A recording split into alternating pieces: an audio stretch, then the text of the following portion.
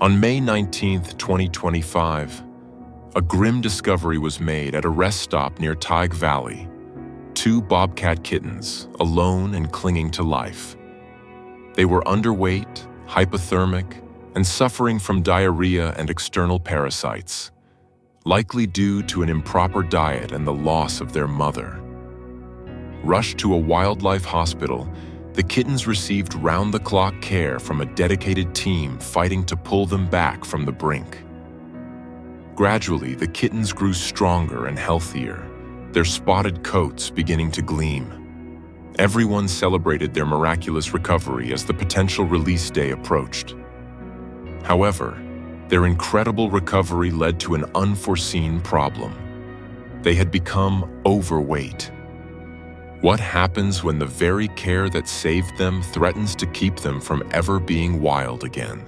Before we start, hit the like button and make sure to subscribe if you haven't, and hit that notification bell so that you won't miss any new stories. The world had been warm, smelling of milk and dusty fur, a rhythmic thrumming the constant backdrop to her life. Then, in a flash of blinding light and a sound that tore the night apart, the warmth, the smell, the thrumming, it all vanished.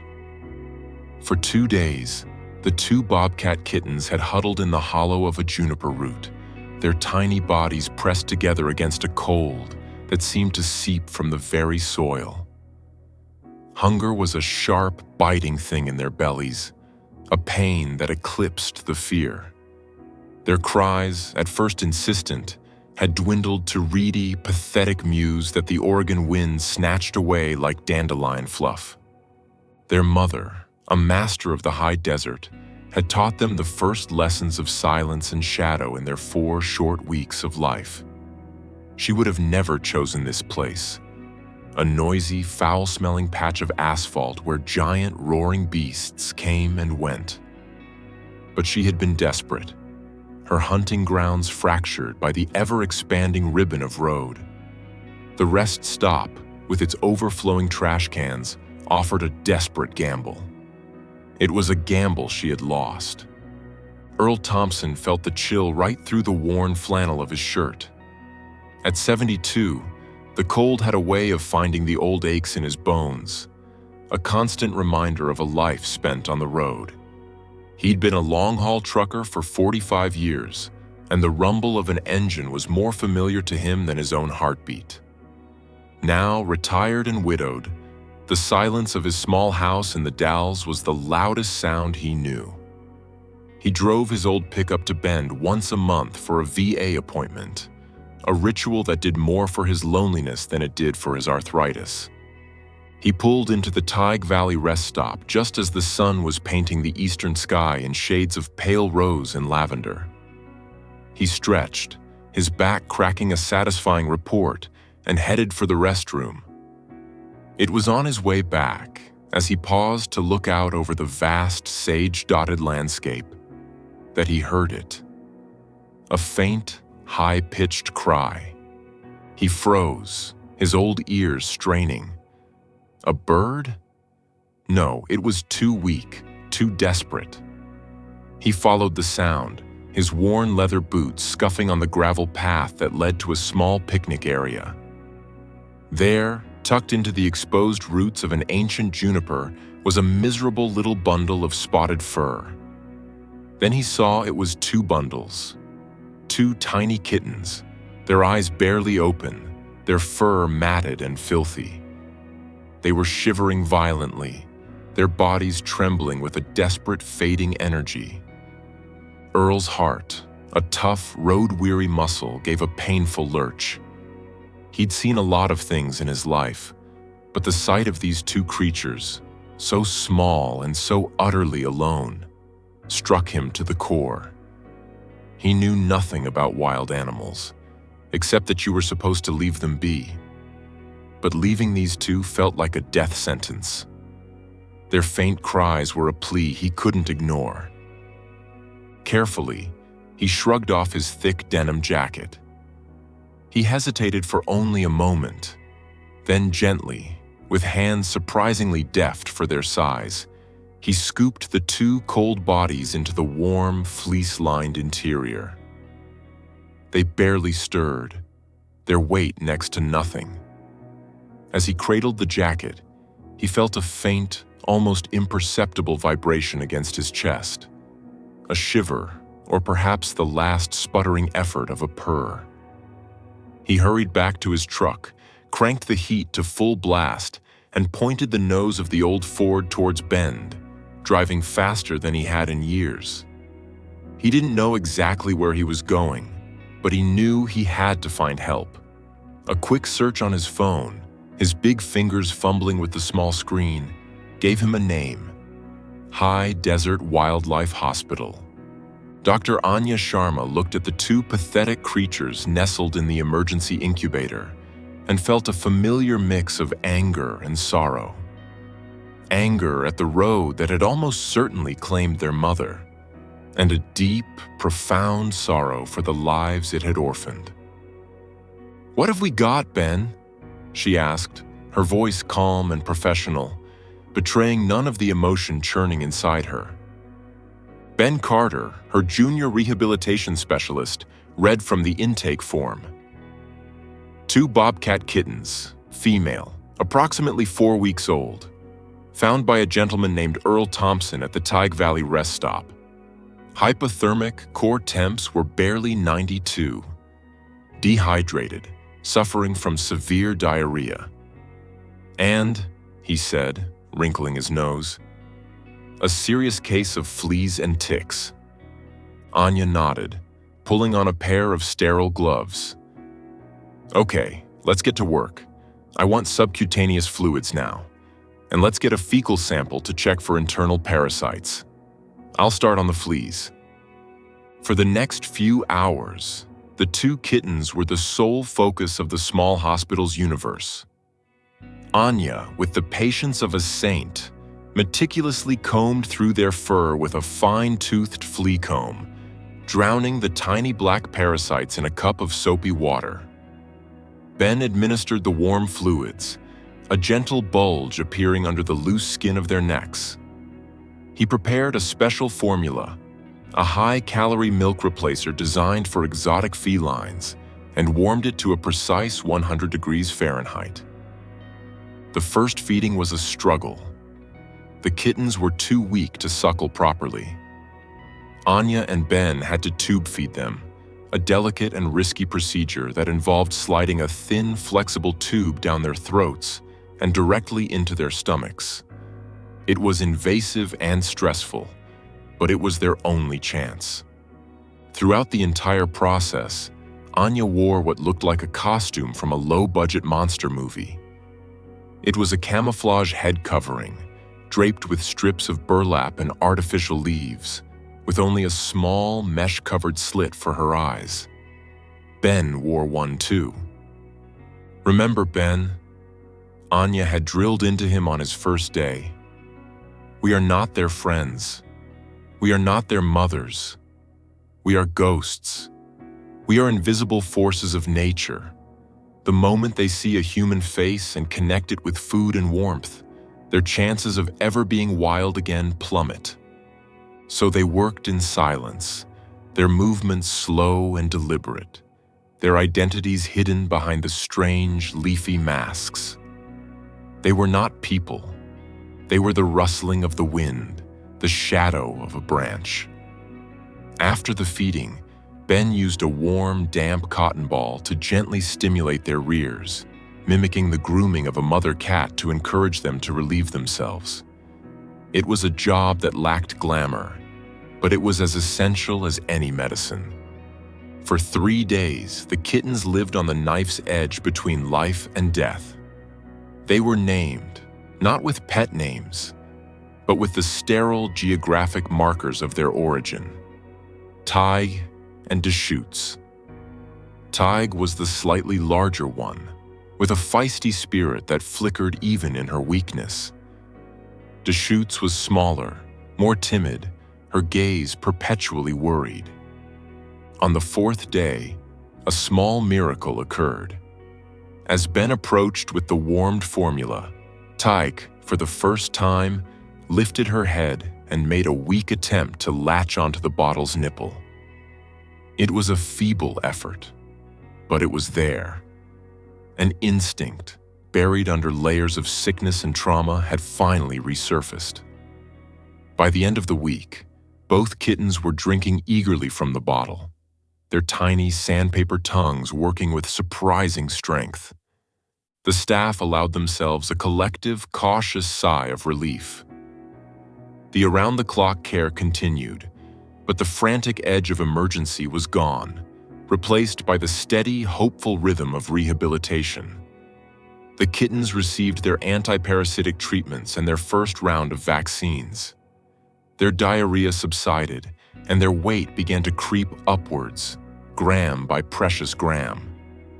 They were moved from the incubator to a larger indoor enclosure, filled with natural branches to climb and hollow logs to hide in. And they began to act like bobcats. A shadow passing the door would send them scrambling for the safety of their log. A hand reaching in to change their water bowl was met with a chorus of fierce, if squeaky, hisses and spits. They began to play, their games a miniature rehearsal for the deadly arts of their species. They stalked each other through the wood shavings, their bodies low to the ground, their tails twitching. They pounced, their oversized paws clumsy but their intent serious. Anya watched them on the enclosure's monitor, a rare, small smile touching her lips beneath her camouflage mask. "They're remembering who they are," she murmured. Ben, watching beside her, couldn't help but be charmed. "They're doing great. Look at them go. They're gaining weight steadily, their coats are cleaner and healthier." He was right. Their fur, once dull and matted, was now thick and beautifully marked with the spots and bars of their kind. Their bodies were filling out, losing the skeletal thinness that had haunted their first days. In fact, they were filling out remarkably well. Weeks turned into months. Summer blazed across the high desert, turning the landscape to shades of gold and brown. Inside the cool, quiet hospital, Tig and Deschutes thrived. They thrived perhaps a little too well. The bottle feeding had given way to a mush of ground meat, and then to small, whole prey, mice and chicks provided by the center. The kittens dispatched them with a ruthless, innate efficiency that was both grim and gratifying to watch. It meant they had the skills. They had the instincts. They also had bellies. "I'm starting to get worried, Anya," Ben said one afternoon in late July. They were reviewing the kittens' weekly weigh-in charts. The upward trajectory was not just steady, it was steep. "They're healthy," Anya replied, though her eyes were narrowed with concern as she watched the live feed. On the screen, Deschutes was lying on her back, batting lazily at a pine cone. Her belly was a round, fluffy drum. "They're more than healthy. They're chubby," Ben said, finally voicing the word they'd both been thinking. He'd taken to calling them his chubby girls in private, a term of endearment that Anya gently discouraged. "Wild bobcats don't have this much downtime," Anya mused, tapping a pen against her chin. "Or this much readily available food. A mother would be making them travel, teaching them to hunt for themselves. They'd be burning calories constantly." Their rehabilitation, for all its meticulous planning, had an unavoidable flaw. It was too safe, too comfortable. They had saved the kittens from starvation, but in doing so, they had introduced them to a life of plenty that their wild counterparts could never imagine. A wild bobcat is a creature of lean muscle and taut sinew, built for bursts of speed and incredible agility. A layer of fat, while a sign of health in a domestic cat, was a liability in the wild. It meant slower reaction times, less stamina, and a greater vulnerability to predators like coyotes or eagles, not to mention the challenges of catching their own fast-moving prey. The target release date, set for late August, was fast approaching. To be released, the kittens had to be in peak physical condition. They had to be athletes. Right now, as Tig sprawled in a patch of sunlight, looking less like a wild predator and more like a well-fed house cat, they were far from it. The day of the pre-release assessment arrived. It was a comprehensive checkup, measuring everything from their weight and dental health to their reaction to human presence. The results were sobering. "They're overweight," Anya announced at the staff meeting, her voice flat. "Significantly, by almost 15%. Their muscle tone is good, but it's buried under a layer of subcutaneous fat. Their conditioning is not where it needs to be for a successful release." A wave of disappointment washed over the room. They had all poured their hearts into these two kittens. They had celebrated every milestone, every hiss, every successful pounce. To fail now, at the final hurdle, felt like a betrayal. "So, what does that mean?" Ben asked, his voice quiet. "We can't release them?" "We can't release them now," Anya corrected him. "Releasing them in this condition would be irresponsible. It would be a death sentence, just a slower one than the one they faced at that rest stop." The release was officially postponed. The chubby girls, as the staff now affectionately and worriedly called them, were staying. The problem was, what was Plan B? They couldn't simply put them on a diet. That would be counterproductive to their growth. They needed to change the entire equation. "We need to make them work for it," Anya declared. "We need to simulate a lean season. We need to make life harder for them."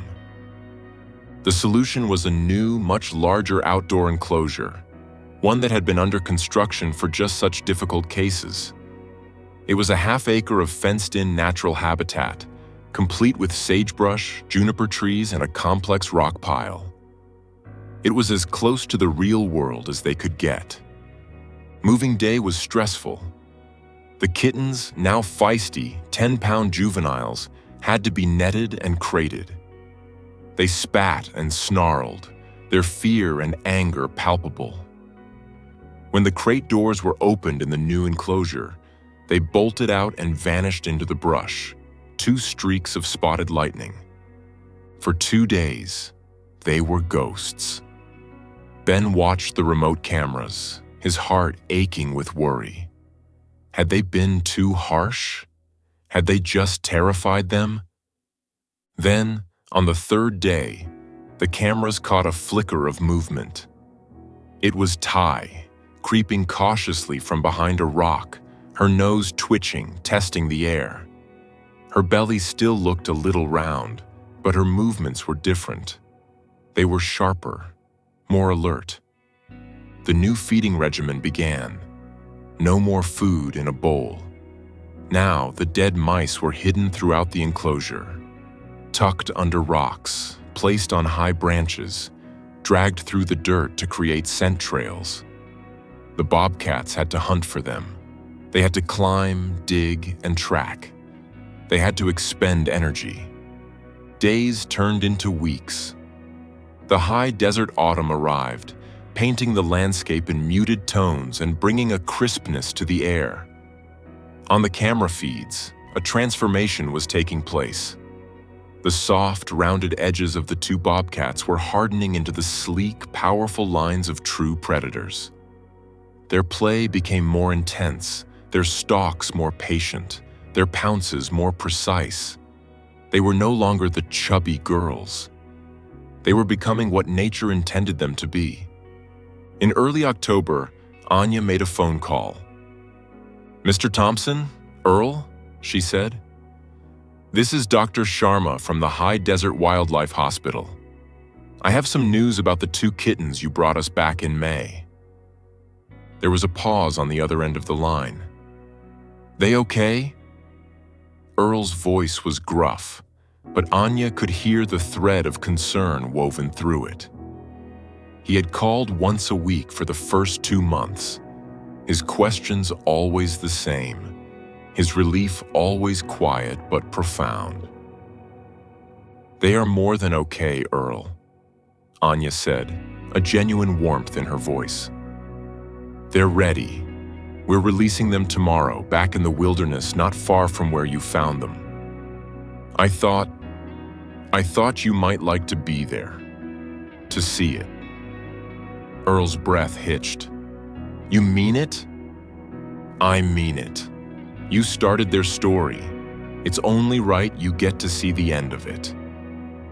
The next day, Earl stood with Anya and Ben on a ridge overlooking a vast expanse of public land.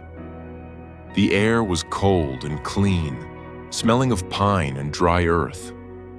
A few hundred yards away, 2 transport crates sat on the ground.